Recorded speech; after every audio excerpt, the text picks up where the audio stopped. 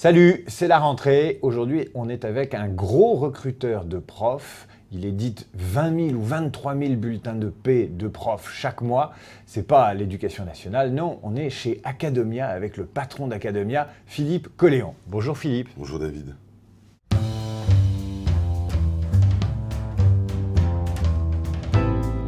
revient vers vous. On revient vers vous. On revient vers vous.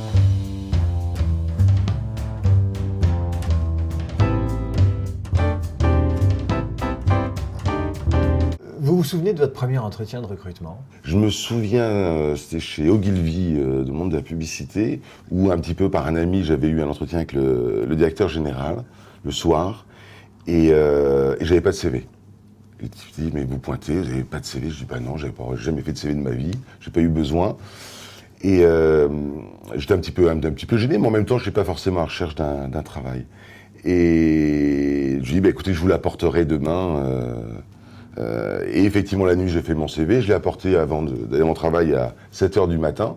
Il m'appelle à 7h15 en disant, vous êtes embauché. Et c'est le CV qui avait été déterminant ou c'était l'entretien Ça a été à la fois le fait de venir sans CV et ma réaction. Je pense de dire, bah, il l'a fait la nuit, il est venu à 7h le déposer, il est motivé.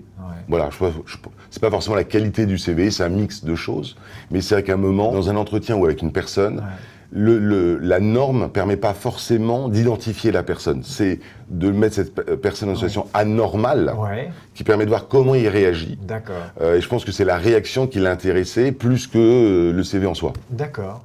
Vous avez créé Academia en quittant une agence de publicité pour aller travailler chez un client qui allait devenir Academia. Oui. Et vous l'avez fait pour des raisons assez personnelles, voire intimes. Alors ça correspondait effectivement à un moment de ma vie où je venais d'apprendre qu'un de mes fils était né sourd. Donc je travaillais dans la communication. Cet enfant était très très bien suivi par les équipes qui allaient justement l'aider à vivre en tant que non-entendant et à entendre quelque part. Et il y avait une certaine futilité dans mon travail. C'est que cette rencontre avec mon associé qui avait un projet de travail, enfin qui développait un projet autour de l'éducation, me semblait passionnant de pouvoir dire, voilà, il n'y a pas de fatalité dans la vie.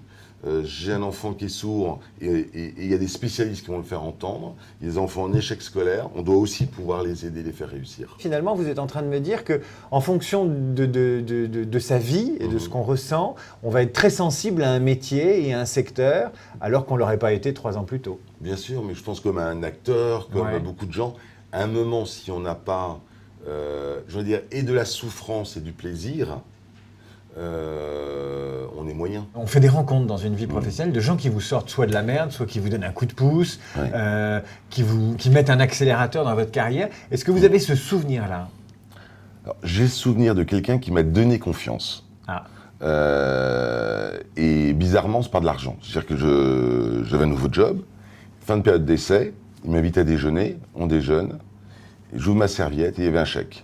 À l'époque, 10 000 francs, c'était beaucoup, beaucoup d'argent. Vous voulez dire que quelqu'un vous a donné confiance par l'argent, c'est-à-dire? C'est à un moment, il dit ça, c'est pour vous dire merci, et pour dire maintenant, tu vaux plus cher, je vais être plus exigeant avec toi.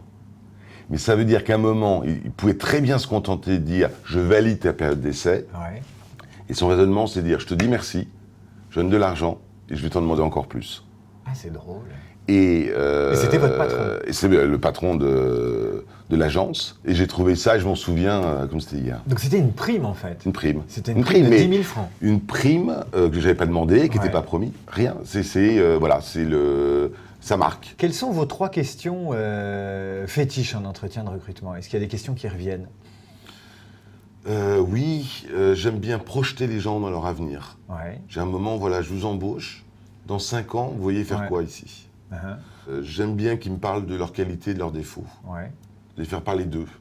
C'est très drôle, les candidats, je trouve, parlent trop des entreprises, de leur expérience professionnelle. Et tout d'un coup, on se retrouve à parler pendant 20 minutes de telle ou telle entreprise. Je dis, mais attendez, je ne suis pas là pour racheter. Donc parlez-moi de vous. Donc effectivement, c'est intéressant de voir à travers les qualités, les défauts, l'expérience, les hobbies. Je crois qu'il faut adapter aussi un petit peu l'entretien à la personne. Quelles sont vos qualités et vos défauts à vous, Philippe Colléon? Ah, bonne question. Ah, bah ouais. Mais je ne cherche pas de travail. Bon, d'accord. La question centrale, finalement, c'est comment Comment on recrute le bon prof? Alors, il y a des bons profs d'abord. Alors, j'ai envie de dire que c'est assez simple. Prenons un prof d'anglais. Ouais, Vous lui demandez la différence entre things et for. ouais, Ou un prof de maths. Ouais. Vous expliquez avec 2-3. Ouais. Si au bout de 5 minutes, vous n'avez rien compris, ouais. ben vous dites, je ne veux pas celui-là pour mes enfants. Et C'est souvent par des Ouais. éléments très simples. Ouais. Vous avez des gens qui, un élément simple, vous le rendent très très compliqué. D'accord. Et d'autres, effectivement, ça a la pédagogie, qui savent vous expliquer simplement, clairement, de n'importe quel élément. Quel est le détail qui tue pour vous en entretien?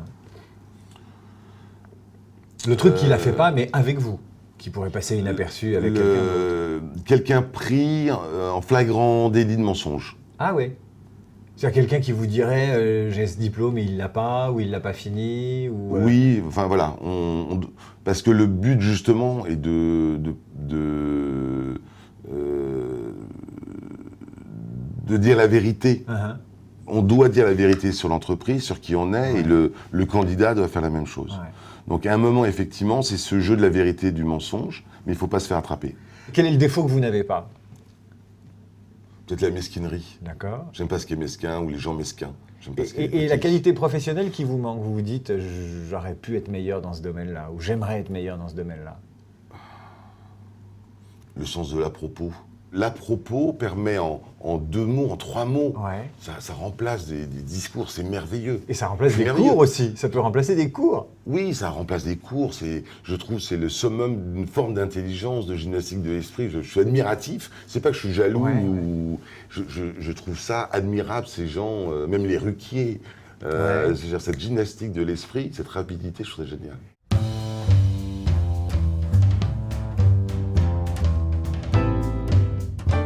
Votre dernière campagne de publicité qui met en scène Victor Hugo, Gandhi et puis Einstein. Mhm. On voit moitié enfant, moitié génie.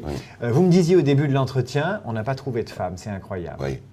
On a passé avec notre agence des heures et des heures à chercher et en termes de nom et visuellement, à travers la moitié Ouais. d'un visage, Ouais. on puisse reconnaître Ouais. une grande femme de l'histoire. Pourtant, il y a des Marie Curie.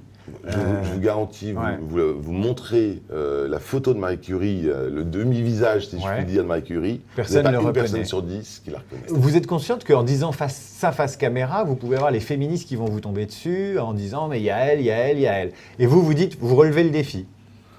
Ou au contraire, je fais appel Ouais. à elle pour me Ouais. dire si on a une femme de cette dimension-là, Ouais. reconnaissable, bien Ouais. sûr, on traitera volontiers cette campagne.